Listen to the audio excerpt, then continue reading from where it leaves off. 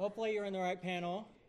This is, I'm going to talk about the history of post-World War II sports, anime and manga and anime, as it says on there. It's mainly going to be a focus on manga with, some anime in there because, it's more varied with the manga industry.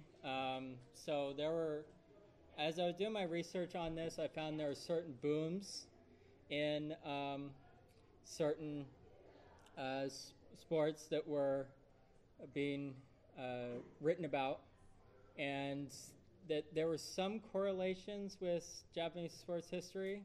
Not exactly, but when it's happened in the same environment, the same country. Manga originating there and most of its authors being there, and athletes inspired by manga, and manga being inspired by athletes. So and then we're going to look at some contemporary sports manga stuff that's been launched in the past 5 years, and things that you might not have known had manga about them. And then finally we're going to look, since this is a panel done in the US and you guys probably read mostly in English, take a look at what's been released in English legally, and what's the possible future of that, digital and print. So baseball was one of the main sports, along with sumo, that was in Japan before. Well, there was also archery and kendo, but it was an import from the West, and so there were some early manga after the war. Well, there was some period where there wasn't really a lot of serialization of manga in a steady pattern because of the cost of printing it on a regular basis.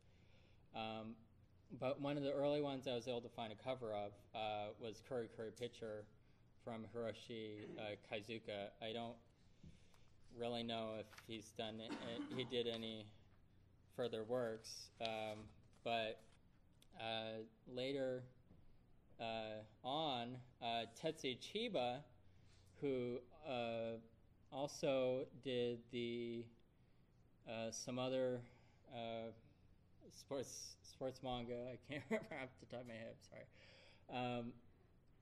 Had that, and these were actually. Let's go back. Yeah, so this was just some, I think high school teams, and then this had the Yomiuri Giants as the focus, and that was one of the more successful teams, and still in the history of Japanese baseball, most successful team there. But those weren't really breakout hits, and it wasn't until Star of the Giants in 1966 started to be serialized in Weekly Shonen magazine, one of the magazines that still runs today in the shonen tradition. And Iki Kajiwara, I'll have slides soon about him, but the anime and the manga had this sort of new tone to it, where they had it's called Subakon, which is like sports and guts. Like kon is like a term for guts and determination, and there's usually a rival. There's usually hard training on the main protagonist to try to accomplish his goal. And in this one, it was him trying to go from a teenager to eventually pitch for the Yomiuri Giants. Again, one of the more popular teams of the time. So Iki Kajiwara, you might recognize some of these other titles: Ashita no Joe, Tiger Mask, which is pictured right there, and Akeiichi no 11 and Samurai Giants, lesser known, but all of these were adapted into anime. Ashita Joe was another one of those Subicon titles. Same with Akeiichi no 11. They had like choruses of men singing their opening song in a sort of chorus, and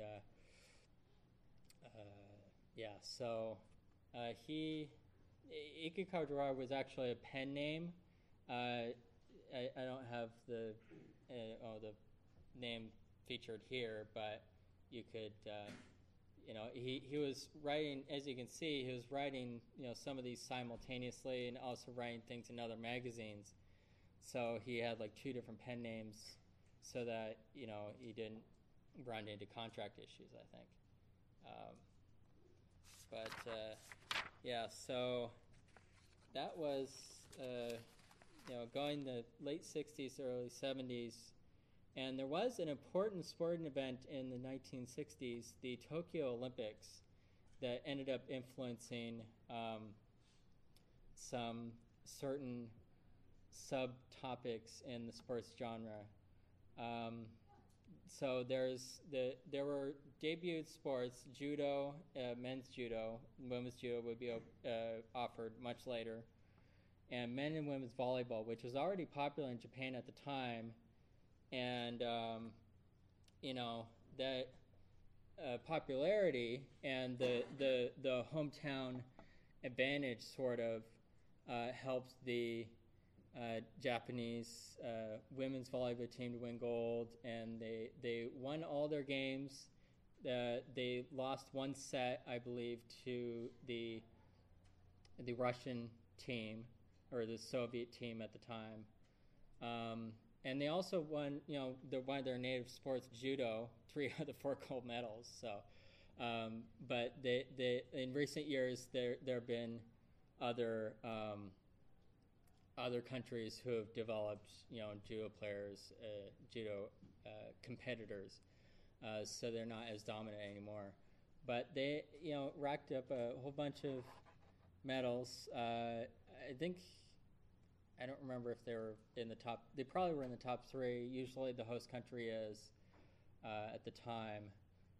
But that actually led to a bunch of Shojo volleyball series, since there were a bunch of, it was mainly, not only the victory by the women's team 4 years earlier, but it's sort of introduced as an alternative in the early 1900s or late 1800s, when compulsory education for girls was introduced in Japan after the Meiji Restoration, and that and tennis also around the same time was considered more feminine than baseball or sumo or things like that. So attack number 1 is one of those following in the tradition of Star of the Giants. It came around the same time, and it had an anime adaptation that was similar and similarly influenced, where there was this goal of going to a championship, but there was this hard coach dealing with them. And then there were other ones around that end of the 60s, including Fanime, which is pictured there. Some of these they have reprints, like Attack on in Japanese, Attack on sorry, it's Attack on Volleyball. Attack number 1 and Fanime, and the other ones I don't know. They might be in a manga library somewhere in Japan, but actually Viva Volleyball. When I was doing my research, there's this service called eBook Japan, and it has a lot of older. I mean, it's a pay per volume service. It's all digital. You use some sort of special client to do it on the computer, but it has some of the older titles from Kodansha and other publishers are on there, and so I mean, you have to sign up for an account. You have to have a credit card and stuff. So it's sort of hard, and some of these will probably never be translated because of well, if someone buys it and then translates it, yeah, they might do that. Yeah, and then, like I said, tennis was also a popular thing for girls to participate in school as an activity, and in the late 60s there was something called the Open Era that started, where major competitions in tennis had usually they were restricted to country clubs or certain other already established competitors, but there's the U.S. Open, the French Open, the Australian Open now, and there's another one. Wimbledon, I think, is an Open too. It just doesn't have it in its name. So those are the four major ones, and then there was a big expansion in the U.S. and in Japan they built a bunch of tennis courts there in the 70s and 80s because of popularity of some athletes there. Summer University Games, that was a college competition of amateurs, and as part of the expansion, the worldwide expansion of open tennis competitions, like world tennis competitions where they travel the globe and play tournaments and earn money to make a living. The first Japan Open was held in 1972. Kazuko Sawamatsu, who previously had success in Turin in 1970, came sort of close to winning the Australian Open. They lost to Yvonne Goolagong in 2 sets, and then she did win a women's double competition in Wimbledon a couple of years later, and so she is one of the more famous tennis players in Japanese history. They're so yeah, Captain Tsubasa. So we're gonna talk about Captain Tsubasa, and then we're gonna go back in time a bit. Captain Tsubasa broke, by the 80s, the Guts and Determination sort of manga sort of fell out of favor because there was a separation from the post-war militarism and of the late 50s and 60s and even the 70s. So this is just he wants to play in Brazil. Basically, it starts when he was in grade school, and then there's all these different sequels. He plays on the national team. He does go to Brazil and play competition there. They had one for the World Cup 2002. There was a manga series for that, and Yoshi Takahashi's done all these. It's his main work, and but yeah, and the animation has reportedly inspired players in the decades after for the Japanese national team to when they were kids they watched it and they kept with it, and then they played on the national team, and they actually went fairly far in 2002 in the Japan-Korea Joint World Cup. And the women's team won in, what was it? It was 2011, yeah. So I mean, and in a couple of interviews they've cited that, and it's popular in Europe. A lot of the soccer series get dubbed into European languages and played on TV there, and then there, especially in South America too, where soccer is really popular. That happens. I just happened to, have, be searching European publishers and find these volumes there, and you can see they sort of use the same art for two of them because it's the same publisher, just in different countries. Now, I said we were going to go back a bit to some earlier series. Well, first we're going to talk about what might have led to those series.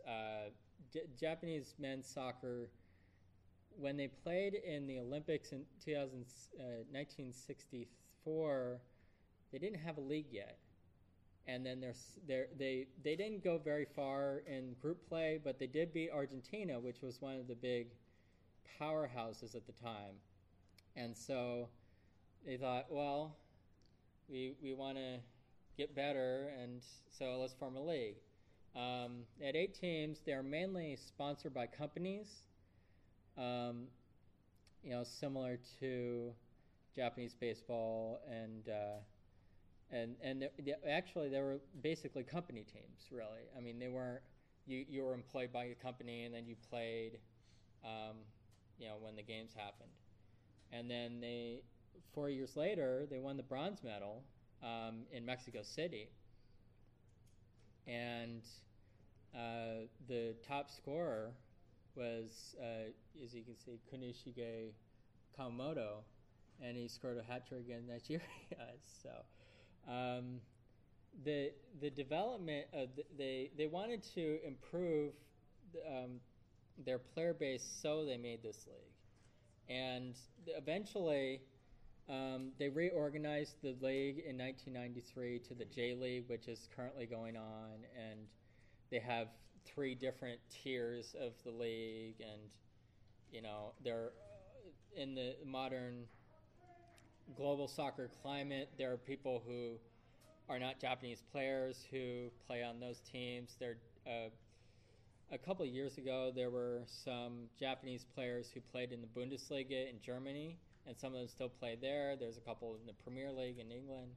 So it's really helping, the overall soccer community to just have the experience there. And so 1969, after the bronze medal, I'm not saying that these are tied together. I'm just saying that they happened after each other. So there could be a connection. But, their soccer was popular after the success of the team. So Kiribara Namida-kun in Shogakukan's Sunday Comics, and something that did get turned into an anime. Here's a shot from the opening. Akiichi no 11, which we mentioned earlier, and you recognize that name, Iki Kajiwara. He wrote a lot of those stories, but a lot of different people actually did the art for it. But this is very much a hot-blooded, series. Their color was red, so it ran in the early 70s. So let's see, what's next? And there was a Shojo series in the 70s as well, Seishun Kickoff, and soccer is one of the more popular sports among youth. Sometimes even in polls, it's about baseball because it's more accessible. You don't need as much equipment to do it. It's safer in a certain sense, because you're not going to get beaned by, you're not going to get hurt by a soccer ball as much as you would be by getting hit by a baseball. So that's just one I came across and figured I would point out. And it's a romance, you can tell, and it's mainly the main players are men, but there are some series in the 2000s and that had female players. As you know, the Women's World Cup came about in the late 90s, and the success of the U.S. national team, you know, increased the desire for other countries to, you know, step up their game. So, yeah. So now we're going to move to golf. Pro Golfer Saru by Fujiko Fujie there was it Fujiko F. Fujio, I think, is the other partner in the dual team of manga artists. You might recognize one or two of those names from Doraemon. They sort of, you know, did some manga series and then they split their ways. But this is basically, Saru means monkey in Japanese, and so he's kind of, you know, playing barefoot on these courses, and it's sort of outrageous. Like the opening, I don't have the opening here, but it has him, you know, teeing off from some island, you know, for a hole, and then the ball goes through this big wave and then lands on the green. So, but yeah, it's gone through some reprintings of fairly famous title, and it was adapted around the same time as a boom in golf manga in general. The 80s were an affluent time for Japan, and more people in the workforce, you know, were making more money, and golf was perceived as, you know, a status thing. I mean, this is not an original thing in the 80s. I mean, they had golf courses after the war, and, you know, it was sort of like more country club atmosphere, but, you know, they built more golf courses, it became more affordable, there were driving ranges even that people could play. It just, you know, go after work and practice. But here, Ashita Tenki ni Nare by Tetsuka Chiba, that name coming up again, was made into an anime. Pro Golfer Aitsubuso is sort of a wild character there. But there were a bunch of other golf manga. They're actually, those links below, you can copy them down. They're short links I made to a Japanese blogger who just had this listing of 2 or 3 blog posts of covers and the dates that they ran in, and the you know, the authors and everything. So you could research it if you wanted to, but again, most of the stuff is 30 years old, so it's probably hard to get in the original Japanese volumes, and even then, you know, there's not a lot for it to be translated. But it's very interesting to look at as a parallel to what was happening in the Japanese workforce at the time. And there were golf magazines for people who wanted to learn how to play golf better. And so some of these have, most of these 2 magazines in particular have, they're basically, well, one of them is actually called Golf Lesson Comic, where they have, you know, athletes giving tips in certain columns, but also a lot of the series are just, you know, players playing. There's no real special powers like Saru had or anything like that. And these 2 are still running.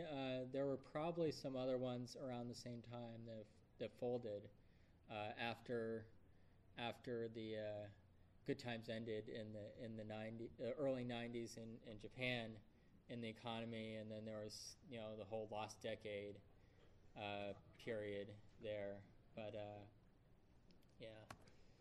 So I could not mention Mitsuru Daichi in a sports panel. And he actually has had other works than baseball, boxing, softball, swimming, and boxing again. But continuing sort of where Captain Tsubasa was going, there's a more romantic element to these series. And I mean, there are some coaches like in Cross Game that are sort of, mean to the players, or to the good guy players. But he's one of the more revered sports comic artists, and most of these, the first 4 baseball manga listed here, and I think Slow Step had like an OVA series, but I mean that was something that in the 80s he was sort of coming into his own, and then he continued, as you can see, in the 90s. And Mix is actually takes place in the same high school. It's sort of a sequel to H2, but it's like 20 years later. So, basketball manga in the 90s. Michael Jordan and the Detroit Pistons, and the globalization of basketball. I mean, more so today, but with different players in the NBA. But the most of the manga about basketball is in high school, and mainly because that's where most of the competition is. The professional leagues for basketball in Japan didn't really come about until the mid-2000s. And even so, their attendance has not been that good. So they're planning to merge the 2 leagues that they have. But Slam Dunk, Takehiko Inoue is probably on the back of the manga volume, I think. Where is it? One of these here. It says over 100 million copies sold worldwide. So it's one of the more popular manga series, and of course it was adapted into anime. Harlem Beat was actually more about street basketball, like 3-on-3 competition. So it wasn't. There were high school protagonists, but it wasn't in the formal setting of tournaments. Well, they had tournaments, but it wasn't like in a formal rules or anything like that. And then High Five is just another one of the era. That was by Shonen Magazine Comics. It's sort of hard to read there with the little mole in the manga volumes that are there, but let's get back. Yeah, so Dear Boys had an anime. Slam Dunk got brought over by Viz. That's the cover there. And Harlem Beat was in the mid-90s. Tokyopop brought it out, and it was ran in their Mix magazine, which was sort of their initial subscription monthly manga magazine. They had Sailor Moon in there. They had Parasite in there. And then when they stopped doing that, they continued to release the volumes and eventually finished it out. But they're mostly out of print now because Tokyopop's out of print, and some of these volumes are pretty old. And this manga and anime for Inazuma 11, it's sort of a media mix project. So the game franchise has, I don't know, like 6 or 7 games now. And then the manga and anime follows through on the stories of those. There's Inazuma 11, Inazuma 11 Go. I think there's Galaxy as well. And there you can sort of see this ran in Koro Comics, the main manga series for Inazuma 11, and that's targeted at young kids who probably were going to be watching the anime or playing the games. The first game in the series actually did come out for on the 3DS eShop earlier this year. I don't know if they're planning to do any of the other ones based on the success of that, but there are some fans in the U.S. who it's mainly all male characters, and then there are some female characters who like supporting cast, but sort of I don't have slides about this, but starting with Prince of Tennis in the 90s, there was sort of more of a female fan base for shonen sports series. Yeah. So I didn't make a slide about it, but that's something with Inazuma 11. There's something with the ones that are running right now, and that's not necessarily a bad thing. It increases the audience, and it's the same thing happens with moe series and other romantic element series. So. Yeah, I didn't make a slide about it because it wasn't really relevant, but I felt like I'd mention it because, I don't know, it came to mind. I'm sorry. And then there were some anime original series in the past 30 years. Wannabes had character designs by Kenichi Sonoda, I think.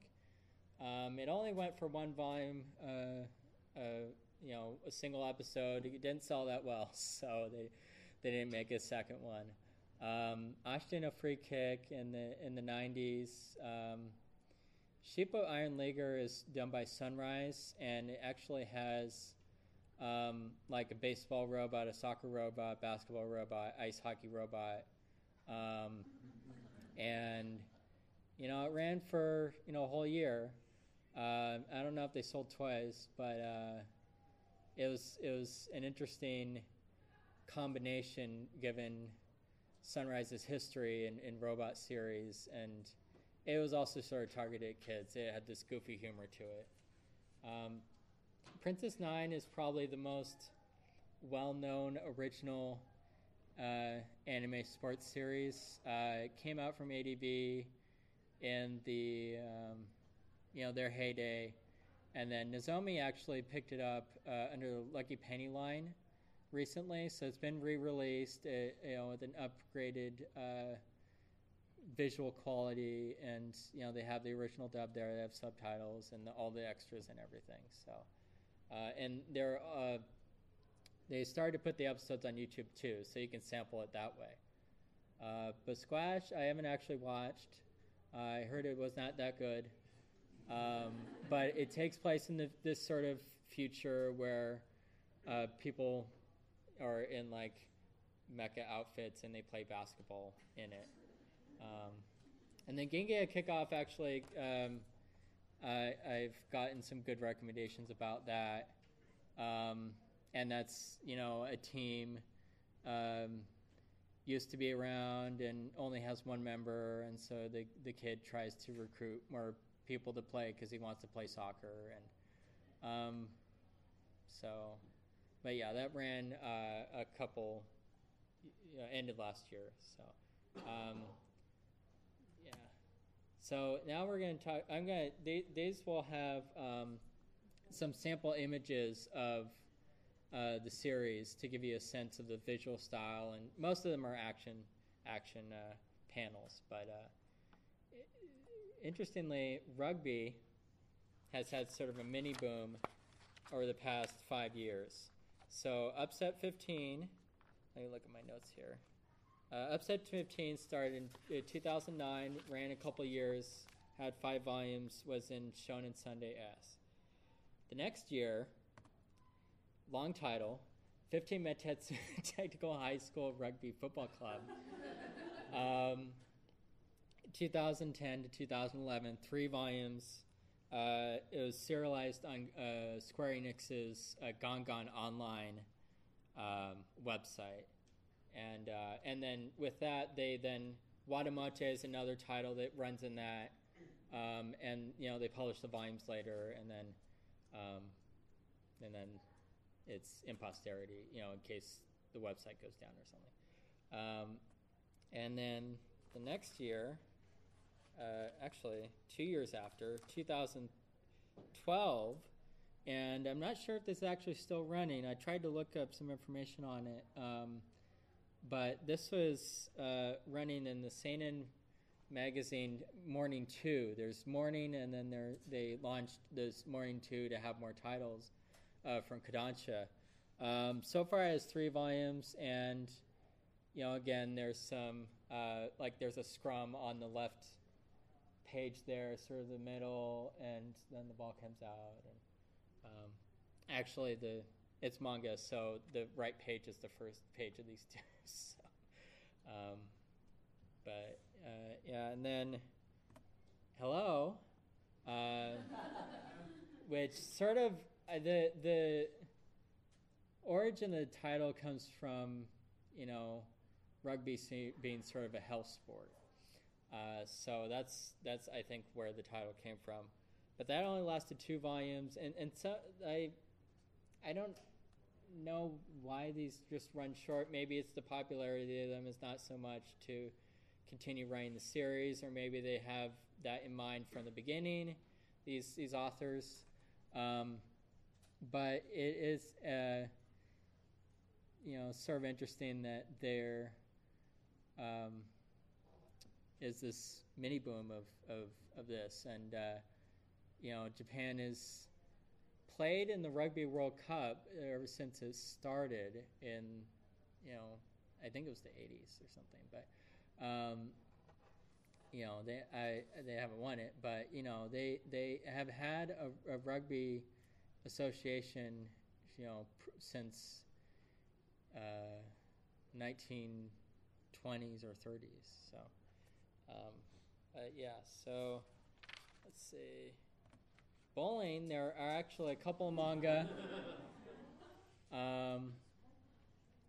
This is sort of a 4-panel series. It only went 2 volumes in manga. What was it? Manga Time Kurawa Max. That is a magazine that exclusively runs 4-panel manga, and there's also like a Chinese comic series that is somewhat fan translated, but that was an older one. But you can see there's sort of, she gets a strike on the right side, and then she gets a split and is very surprised at what she has to deal with. So, and then lacrosse, this one is actually fairly popular. Bagadawe.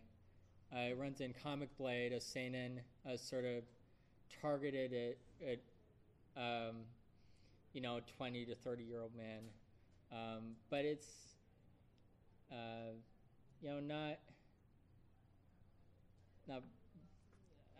I don't want to say ecchi, but it's not. It doesn't have that sort of element that you might think from that. Although the covers sort of can be that way, I think. But that's still going. That's been running since 2008, and it's had 10 volumes. Let's see. Softball. There's Miharu Rising. There was actually a manga called Windmill in the 90s by the same author as Yakutate Japan, that ran for a while. But this is actually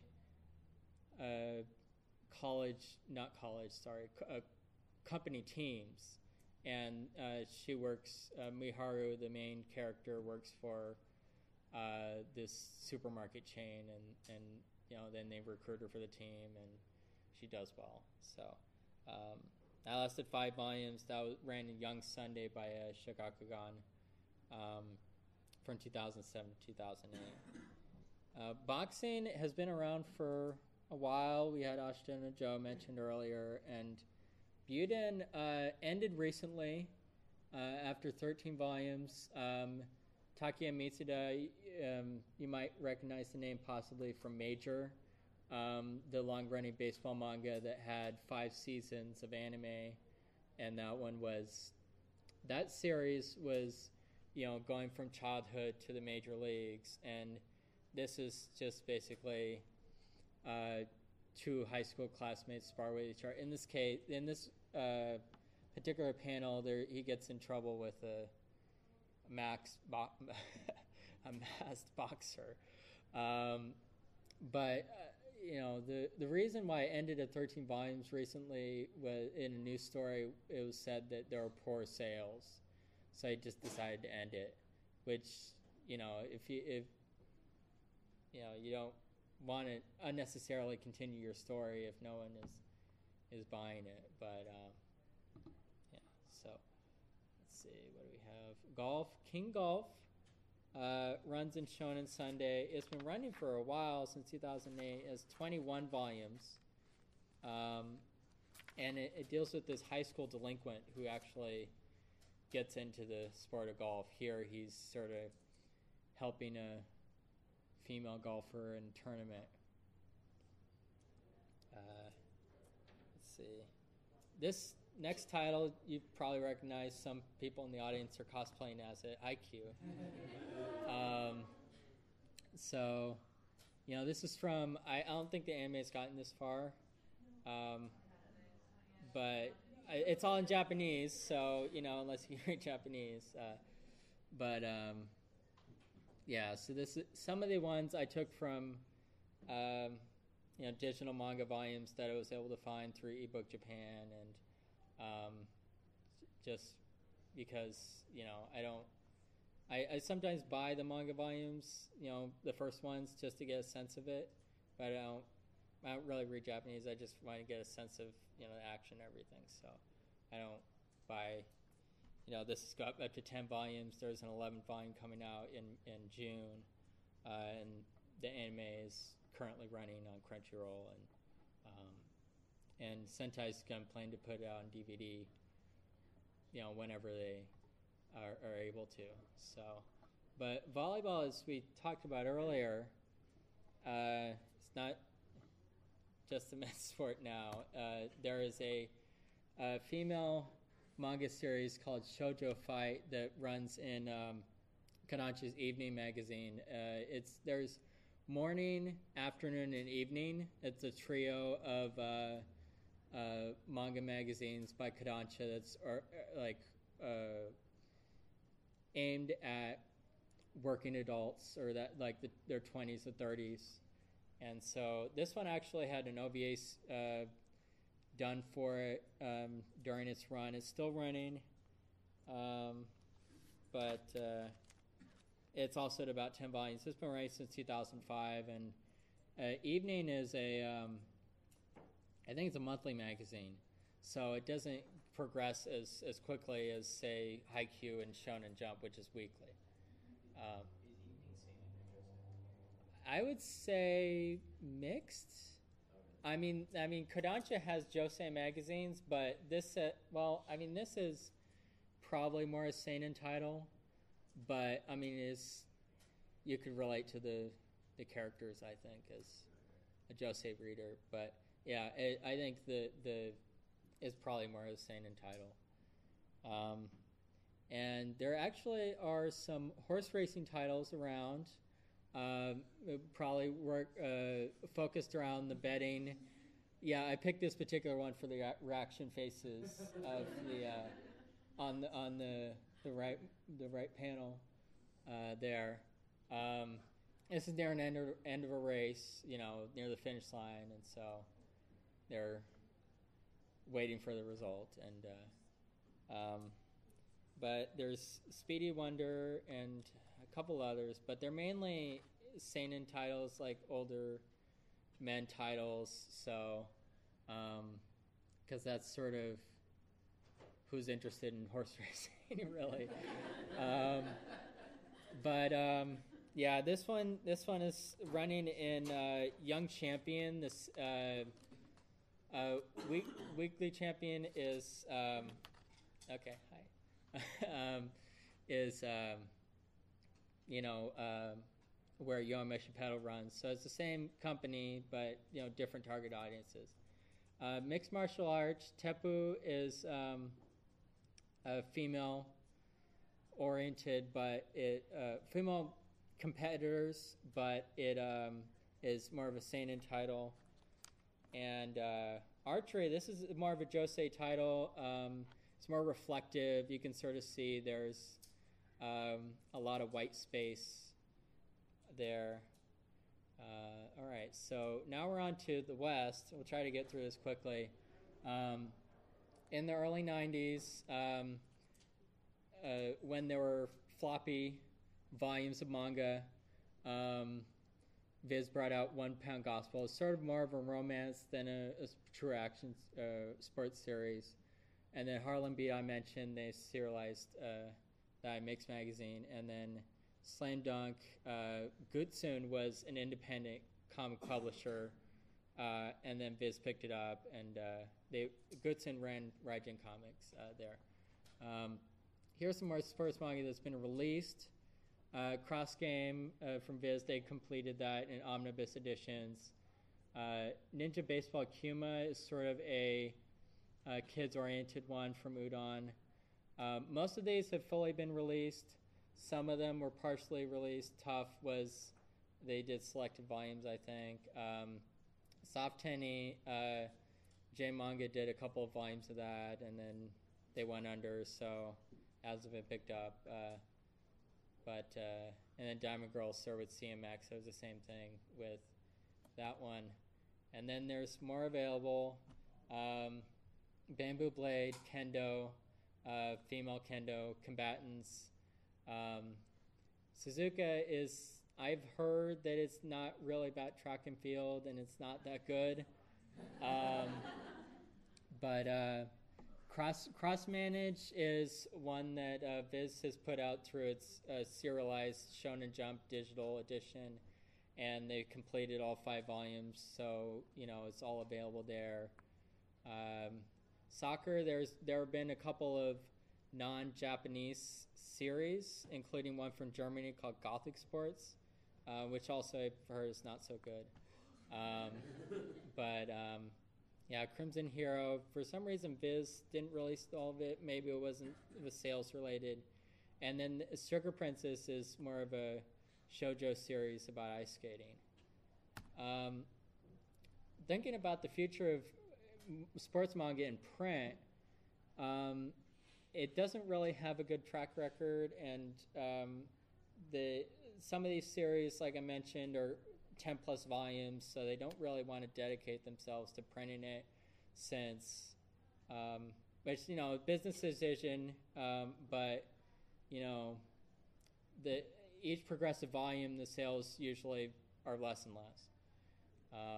So this was a Tumblr question asked on Kodansha. They said template don't really do well here.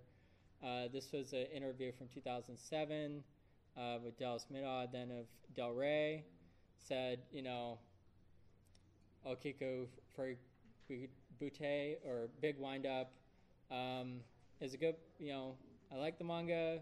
I've heard good things about it, but it's a long baseball manga, so there's 2 things against it. It's sports sales and things like that. But in an interview the next year with Slam Dunk author Takehiko Inoue, thinks that he just wants to convey the feelings that people have when they play sports, and it's a universal thing. People understand that. So maybe there might be some future there. And then similar thing with sports anime, typically not a good sales track record. This was Big Wind-Up news article in 2010 after Big Wind-Up came out in the first series, and then second series wasn't picked up. There was a Slong Answerman column, and then there's all these simulcasts recently. So the future is really digital for anime, sports anime. And ping pong's on there, yeah. There have been 4 this season. Yeah, I think that's it. And then there are DVD releases. So some of these are out of print, like Fighting Spirit and Dando and Yawara. And Prince of Tennis is out of print. I'm planning to put these slides online, so in case, near the end, we're going really quickly. So, and we don't really have time for discussion because we're out of time. But I do thank you for coming, and I did record this too. So I'm planning to put the audio online in case you missed it or something like that. Okay. Thank you.